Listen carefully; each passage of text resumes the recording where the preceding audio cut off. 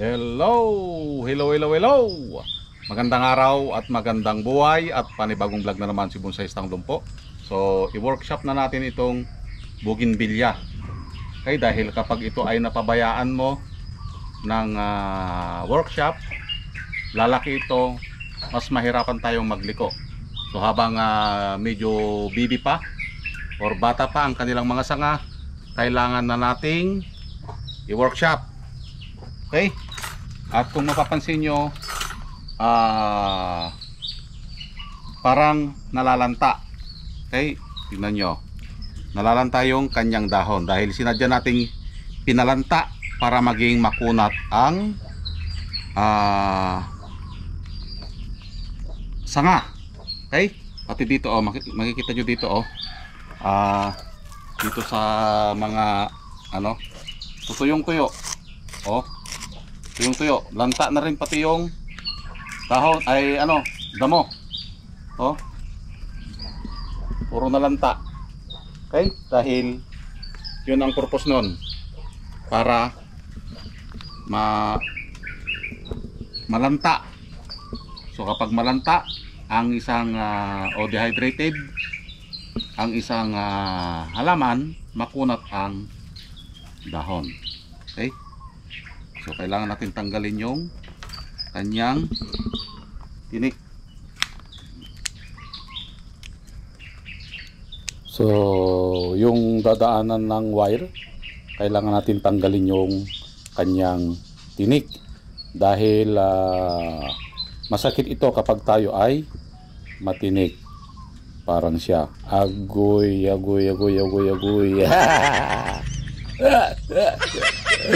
kapag na-inlove ka sa matinik, masasaktan ka lang. Matinik sa checks, agoy.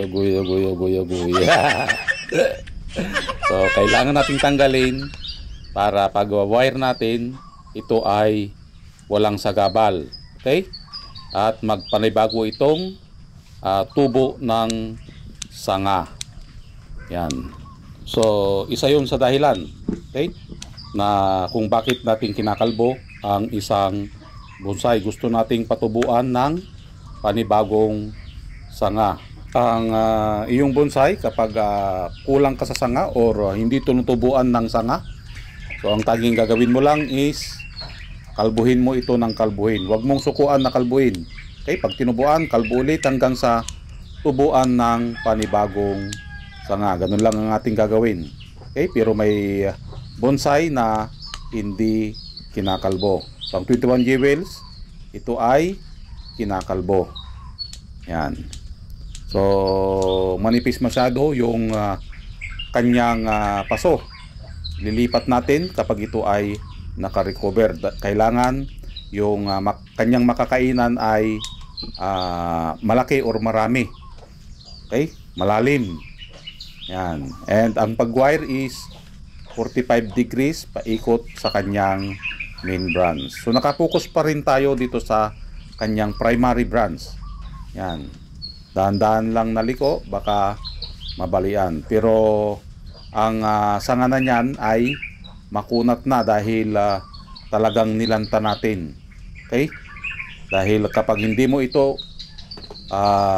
ilanta or i-dehydrate, ito ay malutong, marupok, agoy. Kagaya niya. Marupok. Kaya ang ating gagawin ay wag diligan ng 3 araw bago natin himasin ang sanga para hindi mabalian. Agoy. So tanggal lang ng mga dahon and yung kanyang tinik. Yan. So kung mapansin nyo, ang ginawa natin dito, nag-umpisa tayo sa parting baba and then pataas ng pataas. Kabaliktaran sa ginawa sa'yo. Unahin ang baba, pataas ng pataas dahil ang pag-cluster dapat makita muna natin sa parting baba yung kanyang first branch, okay? Para alam natin yung tatanggalin dahil ipro-provide natin yung mga sanga na importante. Yan. Kunting bali lang, kunting himas, lumiko. Yun. Binibigyan lang natin dito ng sayaw yung kanyang main branch. Yan, dahil kapag ito ay lumaki na, mahihirapan na tayong magliko-liko dahil malutong ang sanga ng bougainvillea. Yan.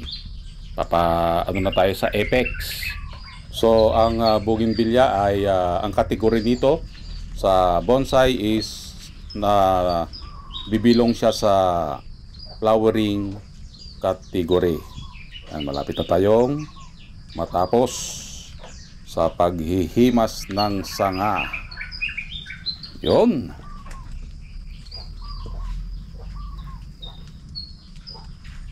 So yan guys, natapos na nating i-wire.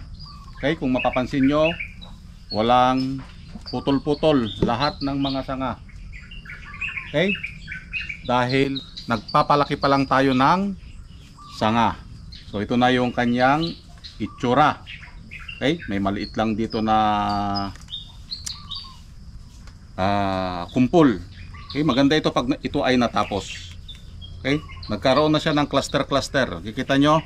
So, kung dito butas, mayroon tayong nakikitang pasilip dito. Okay, itong portion na ito is butas, mayroong pasilip dito.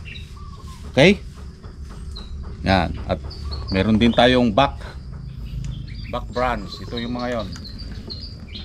Yan, mga back branch. And then counter branch.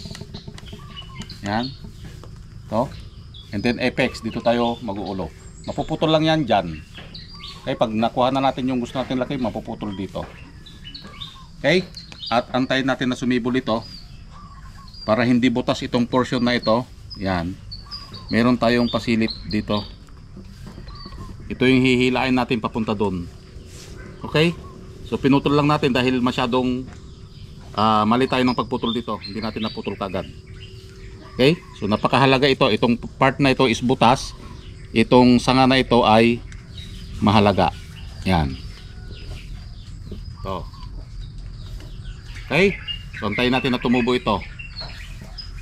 Okay? Ito ay isang 21 jewels. Okay? So maraming salamat. At nasamahan nyo na naman si Bonsai Tanglong po. Hanggang sa muli. Bye bye.